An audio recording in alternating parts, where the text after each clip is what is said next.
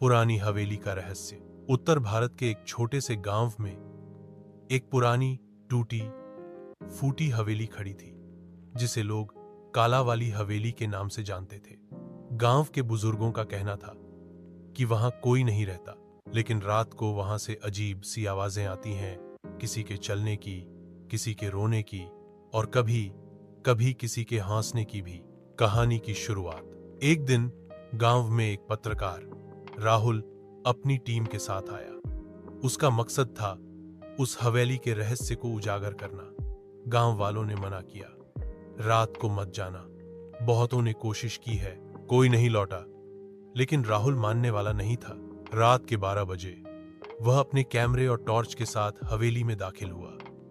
हवेली अंदर से और भी डरावनी थी। दीवारों पर खून के निशान, फर्श पर जली हुई मोमबत्तियां और एक पुरानी पेंटिंग जिस पर किसी औरत की आंखें जैसे हिल रही थी। डरावना मोड़। अचानक हवेली का दरवाजा खुद बंद हो गया। राहुल ने कोशिश की, लेकिन दरवाजा टस से मस नहीं हुआ। तभी उसे सीढ़ियों से किसी के उतरने की आवाज आई। धीमे कदम, एक के बाद एक। वह डरते हुए पीछे मुड़ा। एक औरत सफेद साड़ी में, बाल बिखरे, आंखें सुर्ख लाल हवा में तैरती हुई उसकी ओर बढ़ रही थी। तू क्यों आया मेरी नींद में खलल डालने? उस औरत की आवाज गूंज उठी। राहुल ने कैमरा चालू किया, लेकिन स्क्रीन पर कुछ नहीं दिखा, बस सन्नाटा। तभी वह औरत उसके पास आई और कहा, अब तू भी यहीं रहेगा मेरे साथ, हमेशा के लिए। अंत। सुबह गांव वालों ने देखा कि हवेली का दरवाजा खुला हुआ है, लेकिन राहुल और उसकी टीम का कोई सुराग नहीं। बस एक पुराना कैमरा पड़ा था, जिसमें आखिरी वीडियो में वही औरत धीरे धीरे कैमरे की ओर बढ़ती दिख रही थी। उसके बाद कोई भी उस हवेली के पास जाने की हिम्मत नहीं करता। पुरानी हवेली का रहस्य।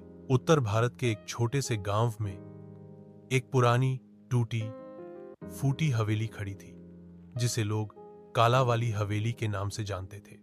गांव के बुजुर्गों का कहना था कि वहां कोई नहीं रहता, लेकिन रात को वहां से अजीब सी आवाजें आती हैं, किसी के चलने की, किसी के रोने की और कभी कभी किसी के हंसने की भी।